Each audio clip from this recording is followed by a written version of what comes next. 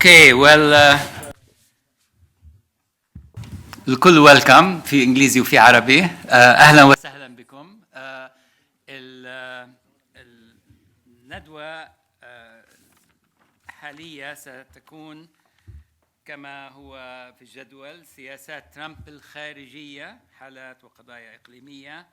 ومعنا ثلاثة باحثين متميزين، طبعا مهران كامرافا وهو أستاذ ومدير مركز الدراسات الدولية والإقليمية في جامعة جورج تاون في قطر، وأيضا إبراهيم فريحات أستاذ مشارك في إدارة النزاع والعمل الإنساني في معهد الدوحة للدراسات وسابقا بروكينغز،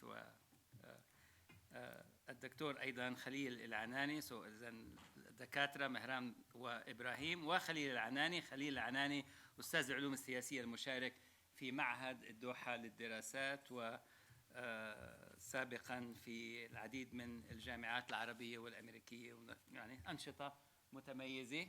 ثلاثة متحدثين. نبدأ مع الدكتور مهران. حابب تبدأ تكون بداية؟ حابين تعيدوا تنظيم البداية ولا؟ نبدأ مع الدكتور مهران 15 دقيقة ونختم هناك، وبعدين بالأسئلة والأجوبة اللي ما قدرت تقوله تستطيع أن تعبر عنه. تفضل. Thank you. It's a pleasure and an honor being here. I apologize, I don't speak Arabic, and so I have to give this presentation in English. My sincere apologies. I want to thank the organizers for inviting me here and asking me to talk about a topic, although I'm not sure if I should thank them or beg for forgiveness, because this is an incredibly perilous topic about which we really can't know until Trump takes office. But I do want to share with you a number of scenarios that are likely to happen as Donald Trump takes office. And in particular, these scenarios are likely to come to fruition by the end of his first year in office. So what I want to do is look at some possible options. But in order to do so, in order for us to have an educated guess of what the shape of US-Iranian relations are likely to be, we need to have a better understanding, an in-depth understanding of the Iranian political system. In particular, we need to know what the exact power centers are, how those power centers interact and relate with one another, and how, when we take these power centers and transpose on them factional alignments, how then the political system looks. How does it behave, and what does it look like? So what I want to do is to share with you the basic shape and contours of the Iranian political system, look at some of the main factions and the factional alignments, look at some of the issues that divide these factions and are points of contention between these factions, and see how possible Trump policies are likely to shape and influence these factional alignments, and how the factions are each likely to relate or react to Trump's different policy options. So let's begin by looking at institutional power centers in Iran and see what are some of the power centers in the Iranian political system. By the way, it goes without saying that Iran has an incredibly complex political system, which it goes beyond checks and balances. In some ways, you can say that the system is intentionally designed to be paralyzed. There are multiple centers of power that not only check and balance each other, but really the way they have evolved, they undermine and effectively block each other. So the first institution is the office of the president. And the office of the president isn't just the person of the president or his immediate appointments, the cabinet officials, but also the various layers of the bureaucracy, all the way from the top, all the way to the local administration. And you know that in Iran, the president also gets to appoint provincial governors, and then, of course, the mayors. There's some there are elections within city councils, but nevertheless, the central government in Tehran remains particularly important. And so the executive, as headed by the presidency, continues to be very important. A second center of power is the Majlis, or the parliament, and there are different factions and different groups within the Majlis. Equally important, and particularly nowadays, has been the judiciary, and last but by no means least, the Islamic Republican Guards Corps, the Pastaran, or the IRGC. And each of these centers of power, of course, has their own areas of institutional areas of influence, but they are overseen by a fifth center of power, and that's the office of the leader. Journalistically, Western journalists call the office Supreme Leader. That's an incorrect translation. It's called the office of the leader, or just the leader. And the leader is supposed to be, theoretically at least, above each of these institutions and look over them. But we see that, at least in 2009, during the 2009 election, the leader became directly involved in the dynamics involving the office of the president, and directly sided with the incumbent, who at the time was President Ahmadinejad. Now, keep these different power centers in mind. We'll come back to them, but this is not a complete picture of the Iranian political system, because a more accurate view of the political system also gives us the factional alignments, and what are the different factions in Iran, and what they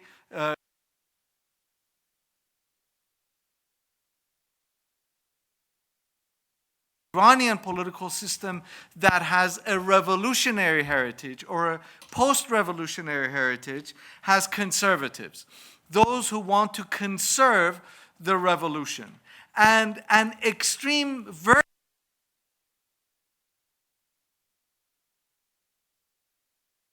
those who were represented most vociferously by Ahmadinejad, those who want to go back to the principles of the 1978-79 revolution and the modus operandi of the revolution.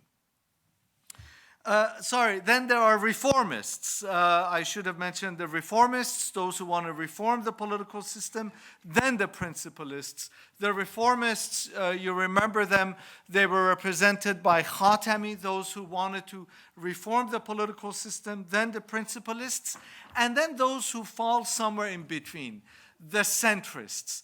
These are not necessarily those who want to foundationally and fundamentally reform and change the political system, nor do they necessarily want to preserve it or go back to the original ideals of the 1978-79 revolution, but they want to follow a centrist path, Mu'tadilan, they're known as. And so, whereas the reformists were represented by Khatami, and then they lost out both in the office of the presidency and in the office in the parliament, in the Majlis. The principalists lost out during Ahmadinejad. Now, of course, we have more of the conservatives in positions of power and influence, as well as the moderates. Now, what happens when we transpose the political system with the institutional makeup of the system with these factional alignments? How does that look? And we get something of an interesting diagram, if you would, of this merging of the political system, the institutional makeup of the different centers of power with the different factions that exist in Iran. We get something like this, and this is the case since 2013. If we were talking about Iran before 2013, this would have looked somewhat completely different. So right now there is a President Rouhani who is a moderate centrist, and that you see on the upper left-hand corner of the screen. And then there's the Majlis that is also conservative, but not necessarily in the same mold as Ahmadinejad, principalist, conservative. In fact, the head of the Majlis, Larijani, you can say is Ali Larijani, you can say he is center-right. Then Ali Larijani, the Speaker of the Parliament, his brother is the head of the judiciary. And right now there is, over the last week, there's been some conflict between MPs, members of the parliament, criticizing corruption in the judiciary. The judiciary is conservative, but not politically conservative. It is socially conservative, morally conservative. And so many of the social issues that have been dividing lines in the Iranian political system, the judiciary under Sadiq Larijani has come down on the side of the conservatives. And the IRGC, of course, is the Islamic Revolutionary Guards Corps is of course there. And presiding over all these guys is the office of the leader. And again, the leader, if you look at him since 2013 in particular, Khamenei has been far more conservative and has revealed his hand again and again, very much unlike Khomeini, who really did stay above and beyond the factional infighting and only took sides when when he knew what faction was coming out on top. Now, what are some of the points of contention and some of the divisions when it comes to the different factions? Well, by far the biggest point of contention since the end of the Iran-Iraq war has been the economy. And it is in particular the role of the state, and more specifically foundations of the Iranian government, these parastatals, these big foundations in the economy. And you all know that with the expansion of the sanctions, the IRGC has become a much more powerful and active of an economic force in the Iranian economy. Of course, not unrelated to the economy is national security, in terms of, in particular, the role and relationship of the function of the IRGC in terms of the national security. Right now, the way that the division of labor works in Iran is that the IRGC is in charge of Iran's immediate environment, and then the foreign ministry does everything outside of Iran's immediate environment. And Iran's immediate environment includes the Gulf, the Arabian Peninsula, and Syria and Iraq. All of those are in the hands of the IRGC. And then the Zarif and company and the foreign ministry, those of course conduct Iranian foreign policy, the relationship with the United States, relationship with the European Union. And again, all of these are points of contention. And what Khatami could not do and what Ahmadinejad could not do, Rouhani has been able to do. And Rouhani's major political accomplishment is that he has been able to strike a consensus over these key dividing issues between the different factions and the different centers of power. And if you look at the different centers of power, those 5 power centers that I mentioned, and the different factions, those 4 factions that I mentioned, all of them are now in agreement over these 4 key issues. And the way that Rouhani has been able to do this is by negotiations and compromise. So, for example, the economy, he has impressed upon everybody that Iran needs to let in foreign investment so long as the introduction of foreign investment or the re-emergence of foreign investment does not encroach on the economic activities of the IRGC. And again, in terms of national security, another point of compromise or consensus has been Iran's missile program. That so long as Iran's missile program remains a red line insofar as the negotiations with the United States are concerned, that consensus remains intact. And so if Iran's missile program, Rouhani has agreed, and IRGC has agreed, if Iran's missile program remains intact, then we can talk to the Americans. Then Khamenei has given his blessing to talk to the Americans and the Europeans. So we see that there's been the emergence of a consensus, but it's a fragile consensus.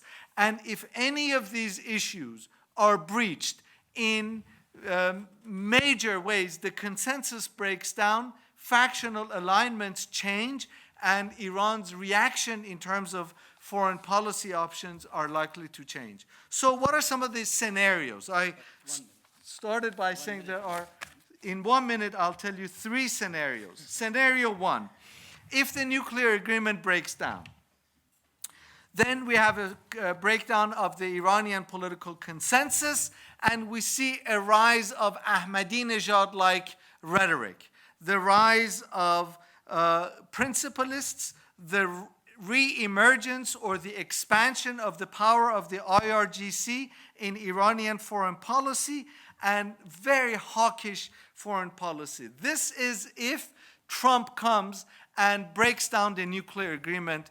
This is the likely scenario. Now, interestingly, I have 30 seconds, Professor. In scenario 2, what if, so far, interestingly, since his election, Trump has been conspicuously silent on Iran.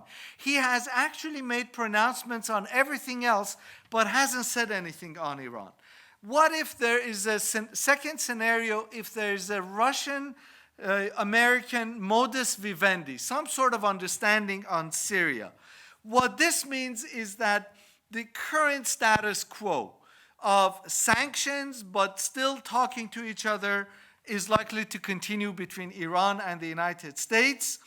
The basis of the nuclear agreement will remain intact. The basis that agreement will not necessarily be abrogated, but the atmospherics will cool down, the rhetoric will be much harsher, and but Rouhani's hand will be strengthened. There's presidential elections coming up in Iran in the summer. Rouhani will most likely be re-elected one way or another, regardless.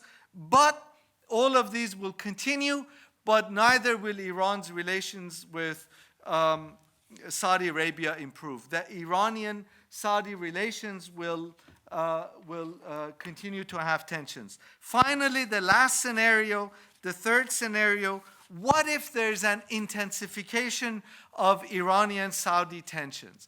This has nothing to do with the United States, but let's say the Americans remain as they are, but Iranian-Saudi tensions increase. And if that happens, Trump's appointments are far closer to the Gulf and to Saudi Arabia than to Iran, and there will be, as a result, an intensification of Iranian-Saudi tensions, a rise of Ahmadinejad-like rhetoric, a more assertive role by the IRGC in Iranian foreign policy, and a much more hawkish foreign policy. So the question to end with, and I started this with a question and I'll end with a question, the man who wrote the book on the art of the deal, is he likely to make a deal with Iran and come to some sort of handshake? I think not. And I think we're likely to see more of the same. Thank you very much. Thank you. Thank you very much, Mehran. Ibrahim, it's yours now. 15 minutes, please.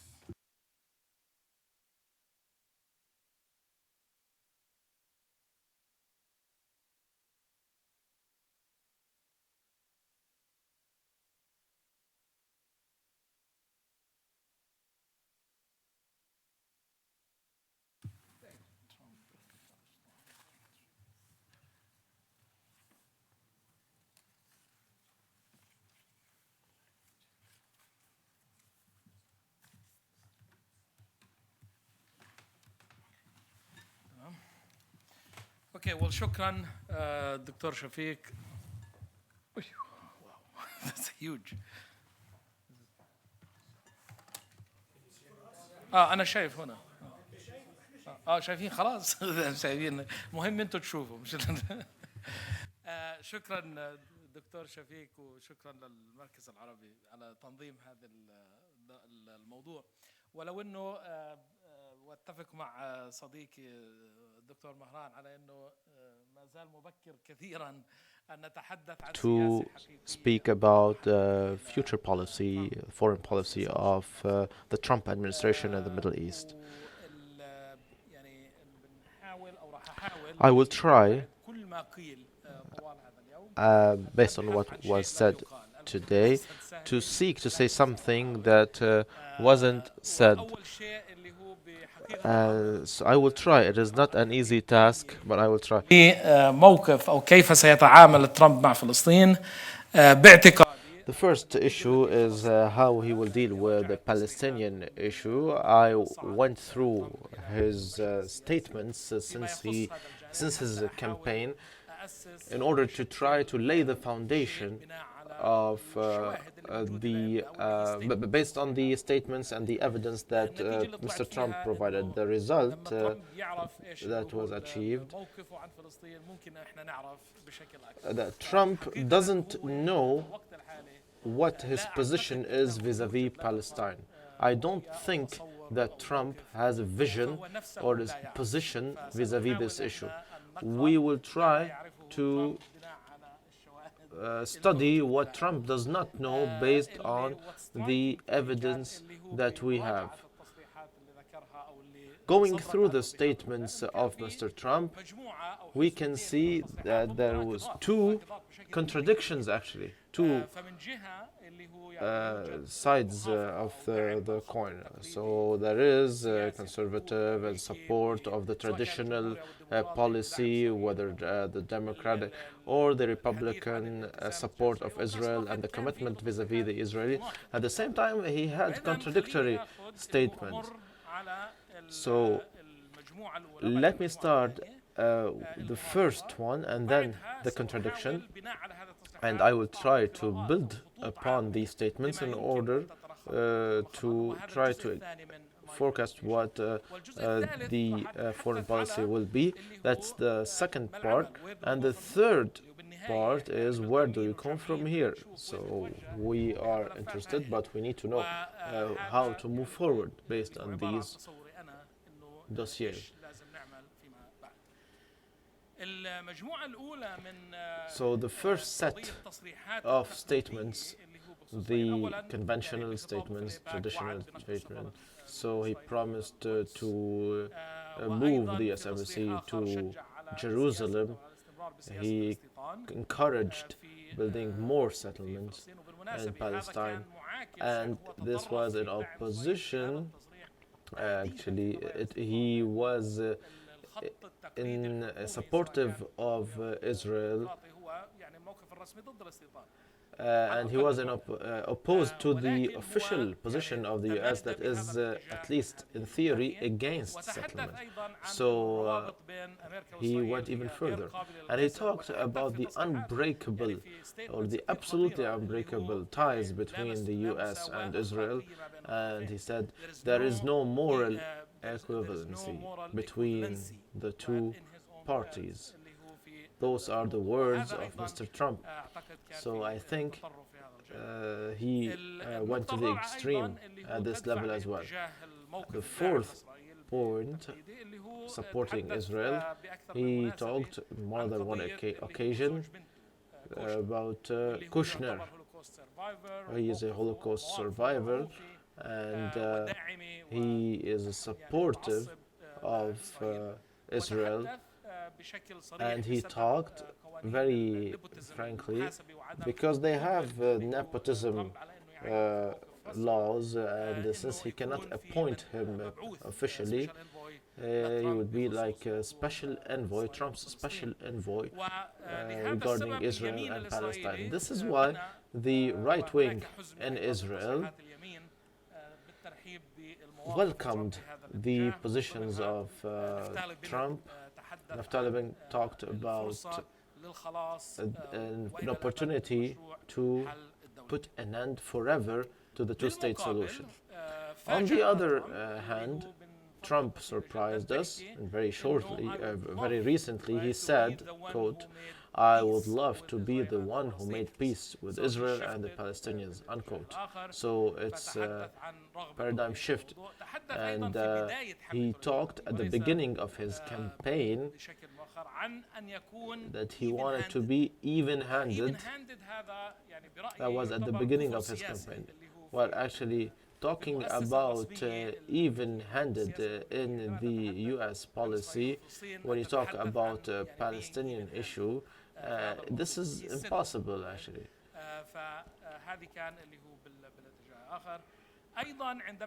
Whether for the Republicans or the Democrats. So when he was asked about his visit to Israel before the election to keep up with the tradition, like John McCain visited Israel and he refused to meet with the Palestinian Authority in Ramallah, and he left through the bridge in Jordan.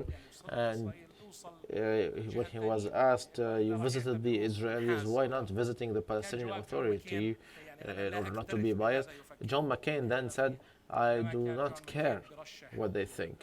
So during his campaign, Newton Gingrich also did the same thing. He visited Israel and he promised from Jerusalem to move the embassy to Jerusalem. So when Trump was asked, are you going to keep up with the tradition? He said, quote, "It is a tradition, but I am not traditional," unquote. That was also a surprise, and it was a contradictory statement. He also talked about concessions from both parties during negotiations, and this does not represent the official statements of the US government. And last but not least, he talked, it was one of the most controversial statements, quote, "You're not going to support me because I don't want your money, isn't it crazy," unquote. So that was addressed to the Jewish lobby in the United States. So it's like two set of contradictory statements, which leads us to thinking about whether he or what he wants.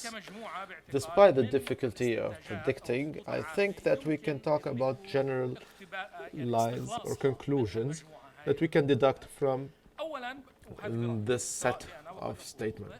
This is my personal analysis. First of all, Palestine and Israel, both of them, are not a priority to Mr. Trump. He is from the isolationist camp. He likes to focus on the internal policy in the United States, and this interests him more than what happens between the Palestinian and the Israeli. His statements broke some taboos, some political taboos when it comes to the relation with Israel, when he talked about being even-handed or "I don't want your money." So this is something that we cannot talk about light-handedly. I think he will seek to manage the Palestinian-Israeli dossier.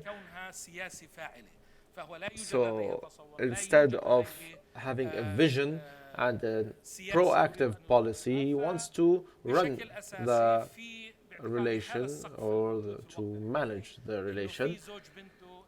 So the husband of his daughter is going to be appointed as a special envoy because he cannot appoint him officially because of the nepotism laws. So his approach is different than Obama's administration. That was on one side. When a decision will be needed, I think the Trump statement will be supportive of Israel when a position needs to be taken. Why? Because he believes in deals, and this is why he will seek to establish deals and centers of power. And I think that Israel will try to build its relation with the American administration this way, compared to the weak Palestinian Authority. The real battle of Trump, I agree with Dr. Azmi, it is an internal battle, and it is something key to understanding the policy of Trump. However, in addition to that, and this is what I have been thinking about, Trump has to win the battle not only internally but also within the Republican Party itself. I think it is a very important issue that we cannot disregard. Trump is not ideological. Trump does not have a vision that is specific to the foreign policy, and we all know the amount of opposition from within the Republicans during the campaign. People were talking about Trump hijacking the Republican Party. Trump is not John McCain. He is not Condoleezza Rice. He is not the traditional Ronald Reagan, George Bush. He is different. He is not a traditional Republican leader, and a lot of Republican symbols did not endorse Trump during his campaign. And I think we need to take this into account. John McCain, Lindsey Graham, Paul Ryan, Mitt Romney as well. He said Trump is a fraud, and Condoleezza Rice. And the Republicans, so they have the majority, the Senate and the Congress. And I think this is a very important factor, so he needs to win the internal battle within the Republican Party because he needs his party. This leads me to the other point that was mentioned in the past, in the morning actually. Dr. Samer is here? Yes, Dr. Samer is here. Yes, the president has a fingerprint to leave, has a margin of movement. However, I think there are institutions ruling in the US, and let's talk about the other model. Obama, for example, when during Obama campaign, I was in Washington. We wanted to elect, so we were queuing at 5 a.m. to elect. I never believed that Obama would have been capable of changing anything, regardless of his intentions and what he wanted to do. There are institutions, there are lobbies, there is a political institution, there's a Congress and the Senate. The role of the president can be discussed during another Congress or another conference, actually. A one-day conference talking about the powers and the authority of the president. So I think we need to reshuffle, or the president actually has the capacity to reshuffle priorities. So after the election of Obama, everybody was optimistic. However, I never believed that Obama would have been capable of changing despite his good intentions. So he had to face this wall because the change is structural and not linked to one person. I think that we have the other extreme. There is an international panic. What would Trump do? Yes, Trump as a person can do some things. However, if he takes things to the extreme, Republicans and the Republican leadership will have something to say. And where do we go from here? I think it is important to talk about the future. There's a set. Very quickly, 2 minutes.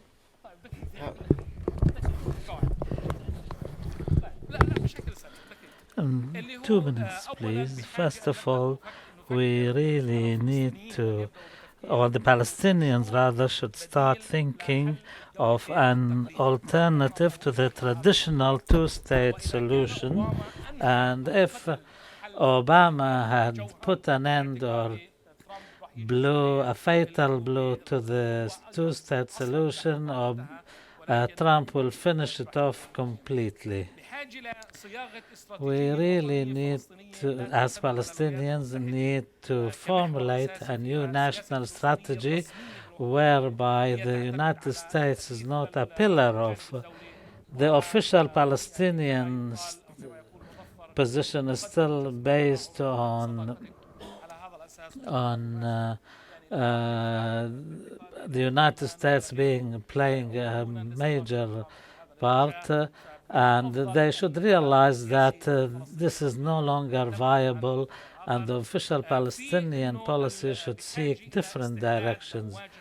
There should be also preparation for a wave of Israeli settlement activity, which, in my opinion, in the absence of decision-making at the international level, the strongest party on the ground will turn that to its advantage, and that is Israel, of course. In my opinion, this is a problem. Also, the Palestinian national project should be linked even more evidently to the Arab Arab dimension, because this is the kind of support the Palestinian project lacks. Finally, I'm surprised this was not mentioned at all, so therefore I try to something here. The Palestinians need the kind of strategy which is able to deal with sudden and unexpected changes. Say impeachment, for example. I'm not claiming this will happen, but who knows? We cannot rule out anything, because if we bear in mind that his relationship with the Republican Party reached a scenario whereby it's a make or break situation, then we don't know. Anything can happen. Thank you very much, Dr. Ibrahim. Now, the two speakers gave an important dimension. Now we come to the third panelist. 15 minutes, then we'll open the floor for questions. Thank you very much, the Arab Center. Thank you, Dr. Marwan. It's difficult to find something important to say after two very good presentations, but I think if the term usually say the hot dossier, hot spots of Syria, Iran, Yemen, etc., the Palestinian one was rather dormant and quiet relatively.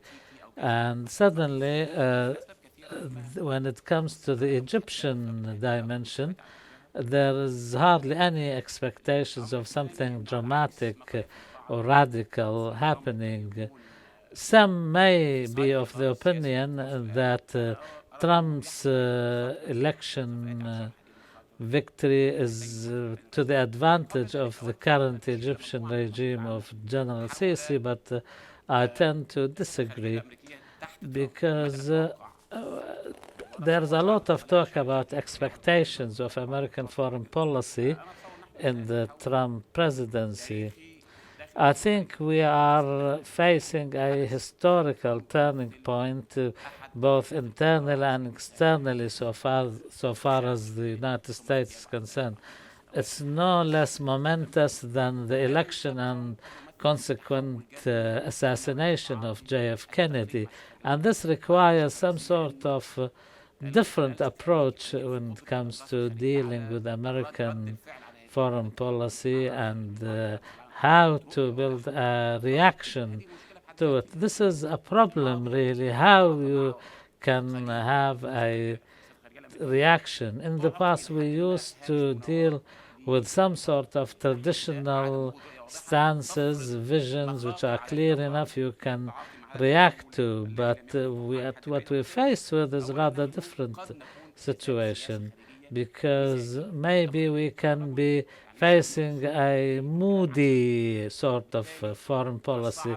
This man wakes up in the morning, he says something only to say something different later on in the day, so there's no consistency here. Another dimension which I think is no less serious is the priorities which will be governing American foreign policy, because this man seems to be so interested or preoccupied with the internal issue that he may neglect foreign policies. A few days ago, he made a phone call to the president of Taiwan. This is something which American official foreign policy has not seen in 4 decades, because everybody is aware of the situation between mainland China and Taiwan, and the official American policy sort of accepts more or less that Taiwan is part and parcel of China proper. So therefore, maybe here is a hint of how the situation will be. The second thing is the Obama ghost or shadow. This man, Trump, wants to redefine American foreign policy to undo what Obama did. Hence all this talk about cancelling the Iranian nuclear deal, Israel, and other issues. So therefore, his attempt to distance himself from Obama may end up making him take decisions which may not be so beneficial to American interests. There is the question of the healthcare, Obamacare. There is the question of Cuba. In other words, he gives the impression that he wants to walk in a direction totally different or opposite to that of Obama's. And when it comes to his Middle Eastern foreign policy, this man does not seem to be care less about the Middle East. He seems to be leaving the whole issue to his advisors or aides or whatever, and focus more on internal issues. This is one vision. Another vision is he will deal with the Middle East, like for example Iraq, by causing a shock suddenly. Like for example, why don't we invade Iraq and take all its oil, something? Why don't we do this to Iran, etc.? So all of these questions are still persistent with no clear answers. As for the American-Egyptian relations, my main theme here, I have 3 things to say. First of all, the main determinants of this relationship. Second, how would Trump deal with Sisi? And thirdly, what are we to expect from American foreign policy vis-à-vis Egypt? Of course, for the last 40 years, there has been a strategic alliance between the United States, Egypt, and Israel plays a pivotal role in it. It can take different forms or shapes, but the most important is, of course, military cooperation. And America has given in total something in the region of $65 billion worth of military aid.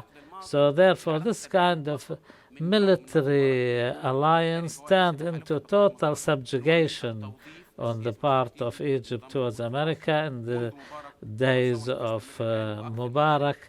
And I think it will not only continue, but maybe even increase in the relations between Egypt and the United States.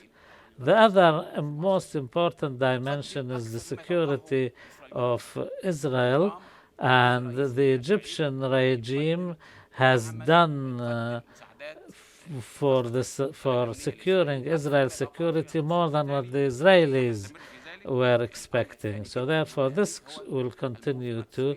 And of course, there is the dimension of the free flow of navigation and sea trade through the Suez Canal, which gives a lot of course, facilities are provided to the Americans. And the overnight permission of using the Egyptian airspace, we know in the year 2003, war against Iraq, Egypt airspace was used no less than 3 times a day.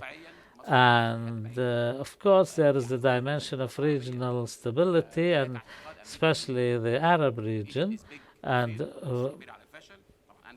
The Americans say Egypt is too big to fail, but I think I tend to disagree with that.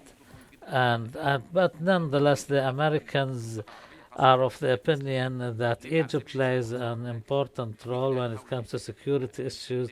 Take Libya, for example, and they're using Egypt as an active partner in this.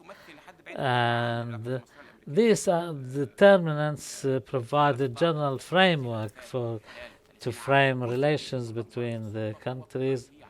And of course, Mubarak's ability to remain in power had a lot to do with his manipulation of these issues.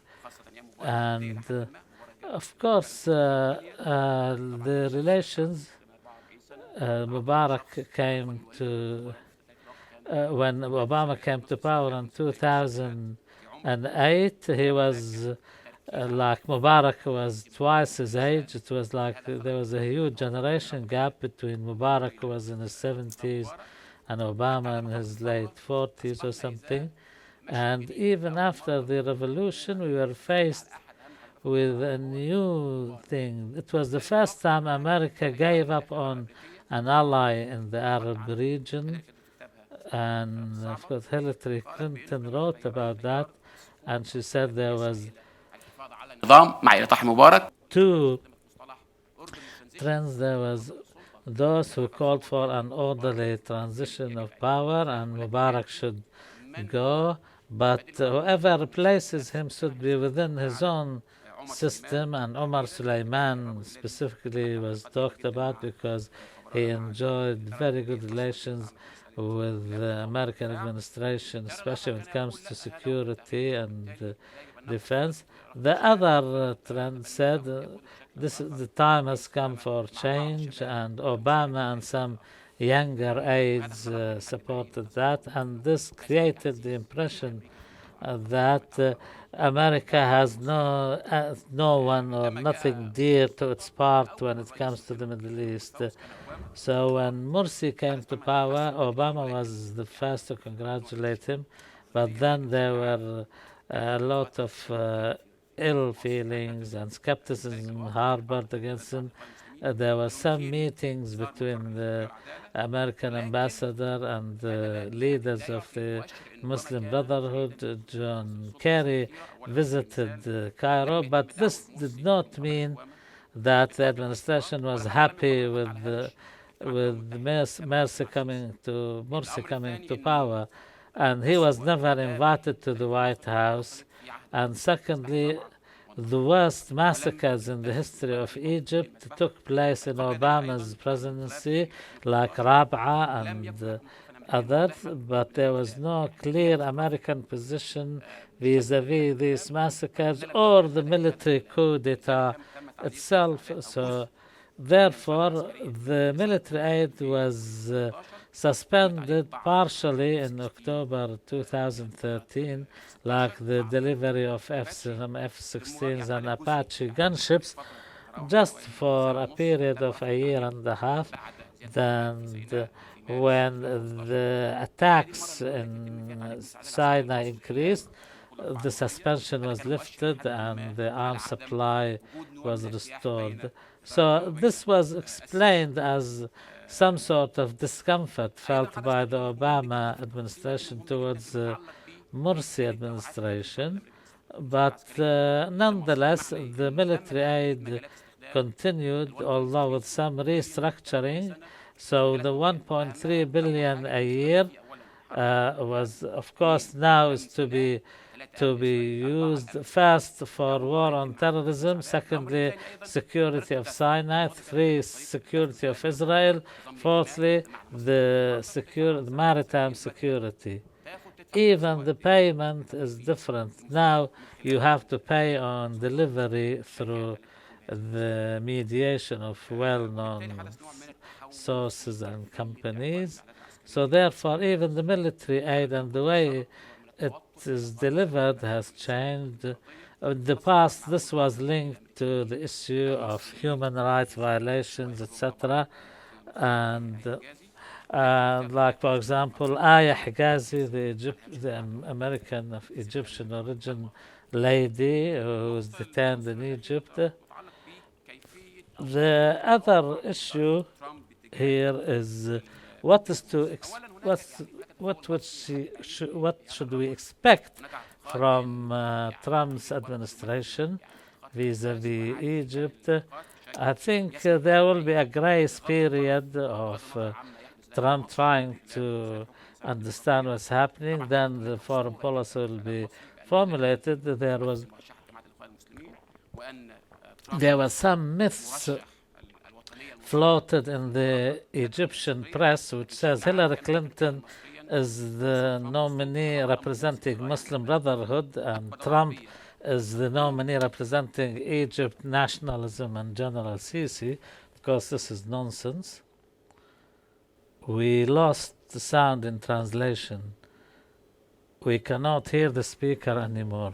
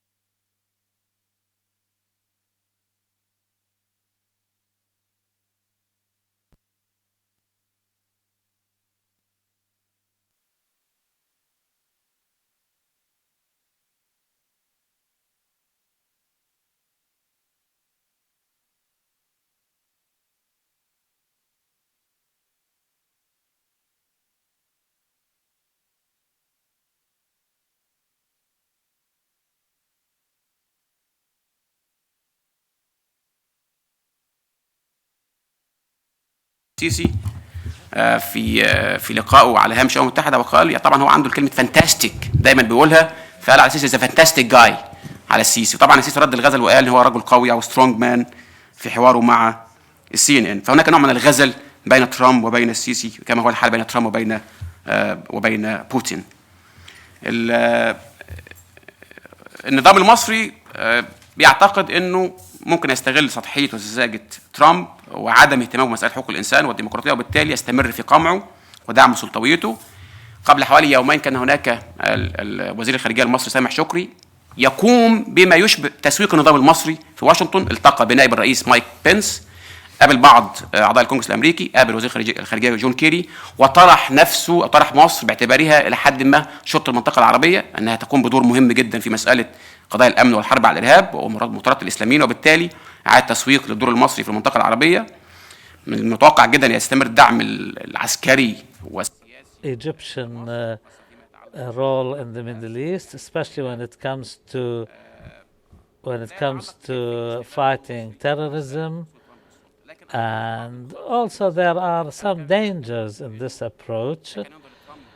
If people look at Trump as an opportunity because of his naivety and ignorance, in fact, this constitutes a challenge to the Arab country. If they always say we want some sort of an independence, I think this is the most opportune moment for them to practice that. There is a window of opportunity.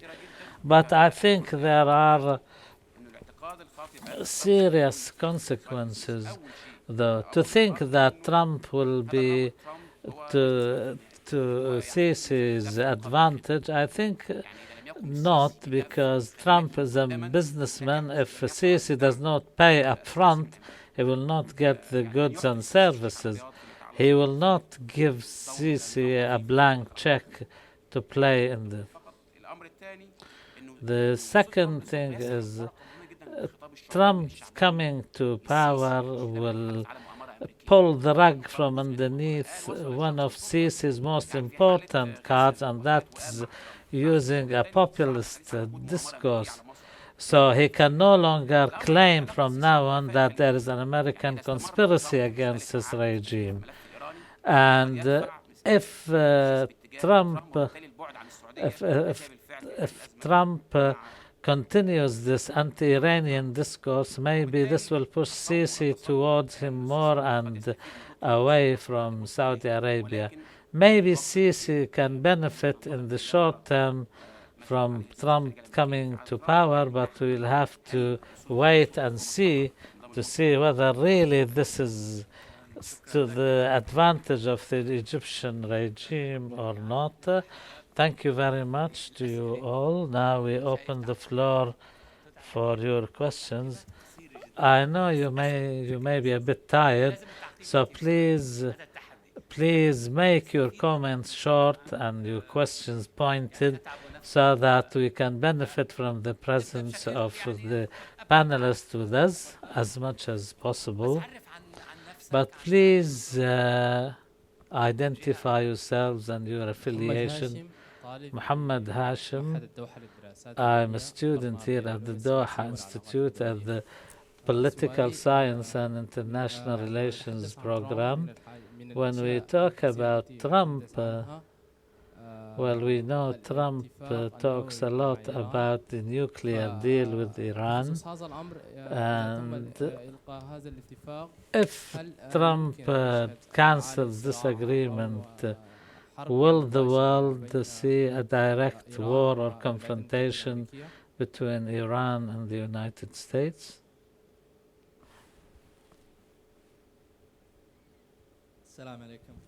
Assalamu alaikum. My name is Muhammad Al-Manna'i. I am a student here at the Doha Institute. I would like to thank you first for organizing this event. A little comment. In the Gulf, many people were happy when Trump came to power because they think he will break the back of Iran. I think this is wishful thinking on their part. There are no evidence. Our problem here in the Gulf, we always wait for someone to salvage us. The salvation comes from someone. When Theresa May came here and she said the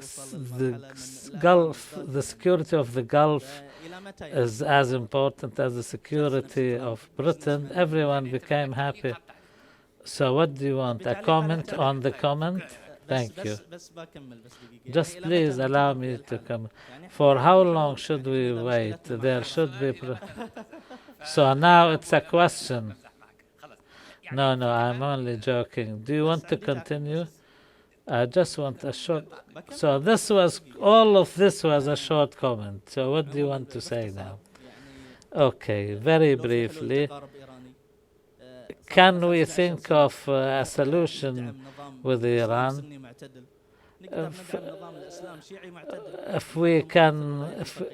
If we can support a moderate Sunni regime, why can't we support a moderate Shi'i regime? Okay, please make make your questions pointed and comments short, please. Thank you. My name is Dr. Sadiq Abu Nafisa from the Strategic Center at the Qatari Armed Forces College. It is evident that Trump, as our panel said, that he wants to reverse Obama's policies. And when it comes to the nuclear deal, he said that he will cancel it. Iran is a terrorist supporting state, etc., etc. And he called for an alliance to put an end to Iranian expansionism. My question is, there is already an existing alliance, and that is the Decisive Storm, which is aimed at ending Iranian expansionism. So will all of Trump's rhetoric about Iran and the Gulf, can this mean that he can join hands with this Decisive Storm to ally himself with it? Okay, second point. Second point, Dr. Ibrahim spoke about recommendations he made to the Palestinians, and he talked about the Arab dimension. Is there really an Arab dimension to the Palestinian cause? Nice question. I'm glad I didn't interrupt you. Ibrahim Abdul Jawad from Doha Institute. And my question is, in the absence of a comprehensive Palestinian strategy and the presence of the continued Israeli settlement activity and the annexation of the settlements in the West Bank to the State of Israel, etc. So will Trump now officially recognize the Jewishness of the Israeli state, and to what extent can this be expected? Okay, your question is about the Jewishness of the state of Israel. Okay, if we have time, we'll take a second round of questions. My question to Dr. Ibrahim, it seems that there is some sort of insistence that we're placing Trump within the Israeli camp. James Mattis, with the very few statements he said that Israel is an apartheid state. This is maybe unparalleled when it comes to American officials. And Pat Buchanan and Trump are usually compared to each other. In fact, Buchanan was the last candidate who had a brave stance towards Israel or against the Israeli lobby. So Trump's promises to move the American embassy to Jerusalem, this is maybe the fourth time a candidate says that. George Bush and others said that, but it never materialized. Okay, we start with Dr. Ibrahim, then Mehran. Whoever wants to start first. 1 or 2 minutes. 2 minutes for each question, you mean? No, the most important comments, please. Thank you very much. 3 questions in 1 minute, that will be a record. First of all, there is an Arab dimension for the Palestinian cause. I'm convinced of that. And I'm not talking about the official Arab dimension. There is the official and there is the popular, and I think the only common denominator in the Arab world from the ocean to the Gulf is the Palestinian issue. The Arabs may differ on Egypt, Syria, Libya, or Yemen, but they always unite over Palestine. This is my conviction. And the official So far as I'm concerned, the official position of Arab states was never representative of the Arab masses, and we can continue talking for a long time. Secondly, the lack of a comprehensive strategy. Yes. As for America recognizing the Jewishness of the state of Israel, I doubt that. I think Trump is not demonstrating that, and despite all our reservation towards Mahmoud Abbas's policy, at least they're still rejecting that completely, and anything that happens about Palestine will come within a package of other things, and this will not happen. I think it will be, any dealing with this dossier will be administrative.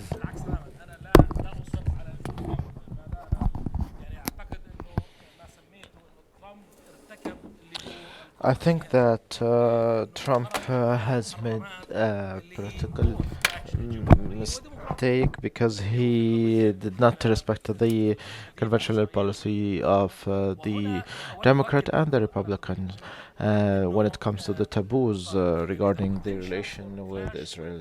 The potential of clash with Israel does exist after Obama's policy, because I cannot think that Trump is convinced to pay $38 billion with nothing in return. This is what Obama did. So talking about Obama's administration, we can talk about the Obama's administration as the administration that paid Israel the most, $38 billion US. Trump wouldn't do it without having something in return. So we will get back, Dr. Mehran. Yeah, very quickly, the question was, will there be a direct confrontation between Iran and the United States if the U.S. breaks the nuclear agreement? I sincerely don't think so. I think the Iranians will try to use that to their advantage in relation to the European Union. And given the fact that Rouhani has put so much of his legitimacy on economic delivery now in his second term, which will start, most likely he will win re-election. He could, maybe there's a possibility he won't, but my bet is that he would win the re-election, and then he would have to deliver economically. And therefore, I don't think Iran is going to pull out. Even if the Americans pull out, Iran will not pull out. But there is a danger of accidental confrontation between Iran and the United States in the Gulf. And neither Trump nor Mattis or Flynn, General Flynn, these characters are the kind who would look the other way when the Iranians, for example, arrested American sailors. And these are the kinds of people who would use that as pretext to escalate tensions with Iran. And I think the IRGC is also looking for these kinds of opportunities to undermine Rouhani and to further its own influence within Iran. So I think if there's a confrontation, it won't be over the nuclear agreement, it would be over these sort of accidental agreements or accidental confrontations. And then very quickly, there was another question, will there be a solution between Iran and Saudi Arabia? The expert is sitting next to me. He's the guy who, my sense is you take Mohammed bin Salman and Qasem Soleimani, put them in the same room and say you guys can't come out until you solve issues, and you'll get some sort of resolution rather than track two, which is like people like me and Ibrahim talking to each other, and we speak each other's language. So Thank you very much, Doctor. I have a general answer. I would like to reiterate that dealing with Trump is at two psychological levels.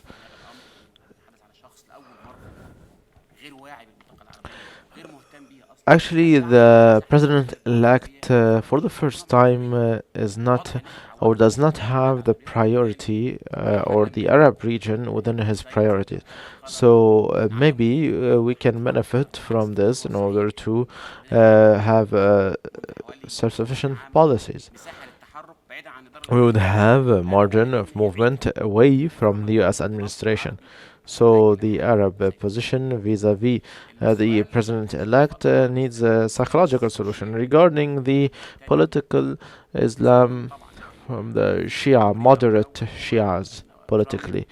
It is important, however, Trump is an ignorant when it comes to the Arab region and the complicated factions and denominations in the Arab world.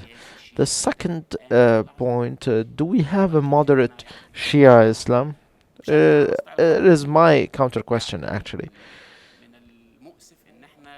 Unfortunately, until now, we are still waiting for the US to find a solution to our regional problems. We still believe that the US is the maybe unique, powerful state in the Gulf. We do not want to find the solutions to our own problems. However, this is a problem for us. We need to think for ourselves before thinking about what the US would do. Thank you.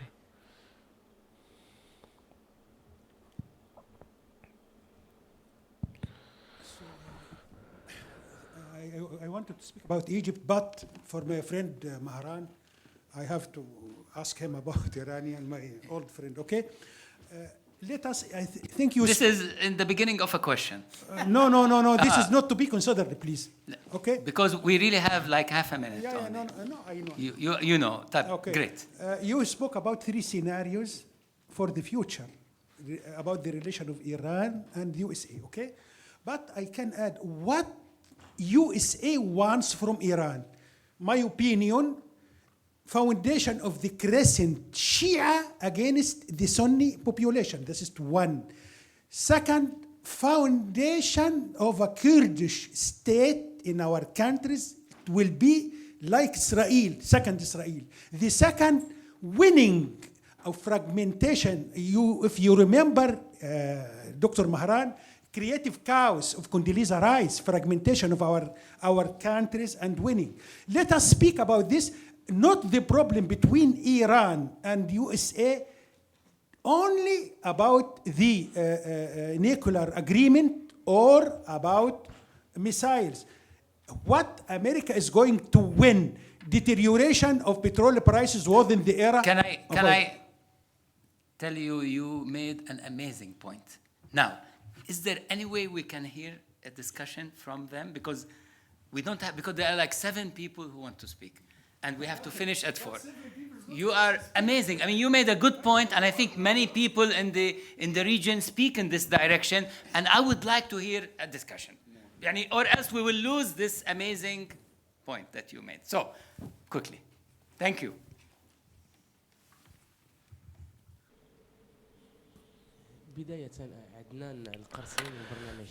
عدنان قرصي تاريخ معهد. I would like to thank the Doha Institute. My question is, to which extent Trump's presidency will be change the U.S. policy from being the sheriff of the world to another position. So are you addressing it to one person specifically?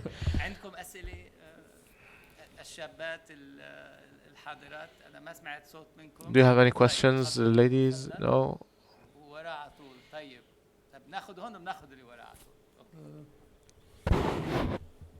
يعني خلاص هم مكتفين بالأسئلة اللي طرحت يبدو. شكرا. Thank you. My question is addressed to Dr. Khalil Al Anani, since he talked about the Gulf. Is Donald Trump crazy enough to reconsider the U.S. security umbrella to the Gulf, and would the US lose from withdrawing its bases from the Gulf? And do you think that the Gulf states are partners at the security level with the US, or they are just clients of seeking security? Let us listen to the answers or questions before we listen to the answer. Dr. Ibrahim Fraihat.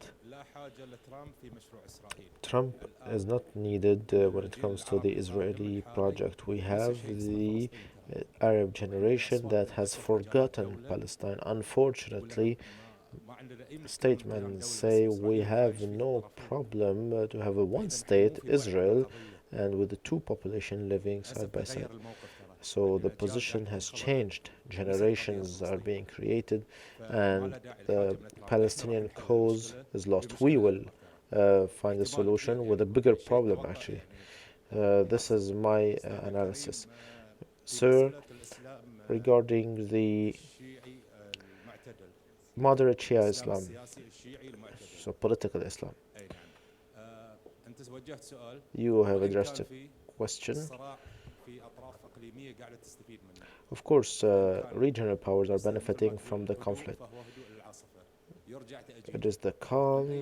So when we have any calm, it is before the storm. Regardless of the denomination, Shia or Sunni, moderate political Islam is being killed and assassinated on both sides. My last question. Thank you. شكرا سيد مهران. سؤالي سوف أطرحه باللغة العربية حول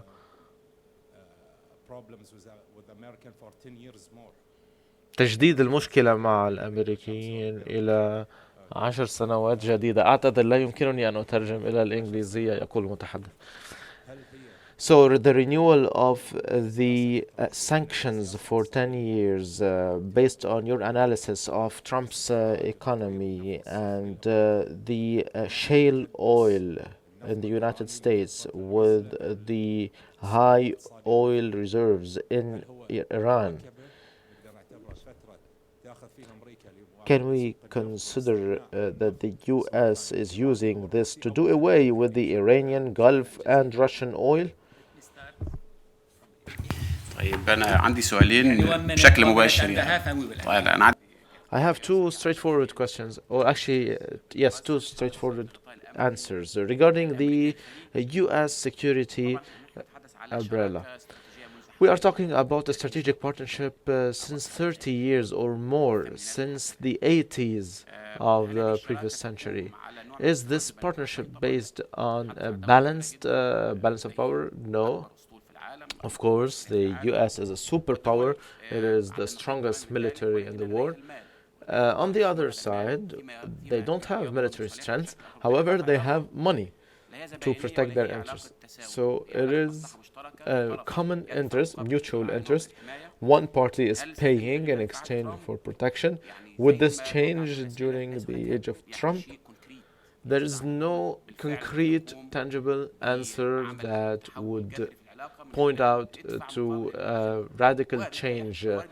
It is a pay in exchange for service relationship. It might be he is appointing people from within the Republican establishment. They know how things work with the Gulf countries, and they are against Iran. So this might be good for the interests of the Gulf. So it needs we need a bit of time in order to know whether it is an opportunity or a danger. I agree with the second speaker who talked about the sectarian wars and sectarian disagreements. So even when we talk about the war on terrorism, this can be included. My question actually was